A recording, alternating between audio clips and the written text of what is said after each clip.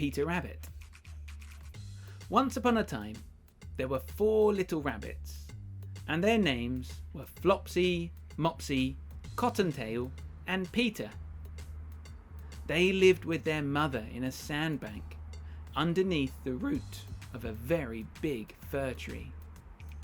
"Now, my dears," said Mrs. Rabbit one morning, "you may go into the fields or down the lane, but don't go into Mr. McGregor's garden. Your father had an accident there.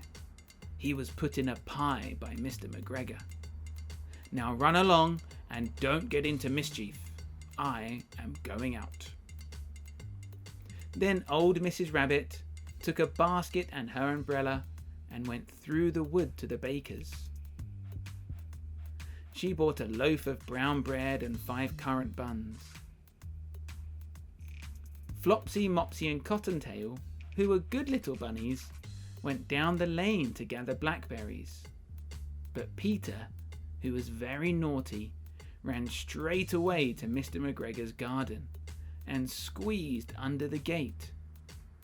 First, he ate some lettuces and some French beans, and then he ate some radishes. And then, feeling rather sick, he went to look for some parsley. But round the end of a cucumber frame, whom should he meet but Mr. McGregor? Mr. McGregor was on his hands and knees, planting out young cabbages.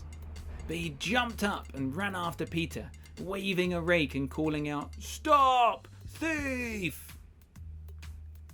Peter was so frightened, he rushed all over the garden looking for the way out.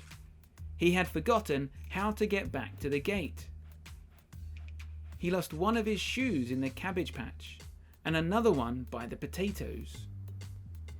After losing his shoes, he ran on all 4s, so he was much faster. He was running so fast he got tangled up in a gooseberry net. The shiny buttons of his jacket were trapped in the net. Peter had given up and started to cry. Then some small sparrows flew down to Peter. "Don't give up," they said. "You can do it." Mr. McGregor came along with a basket to catch Peter, but the little rabbit was able to shake off his jacket and ran away just in time. He ran into the nearby tool shed and jumped into a watering can that was filled with cold water.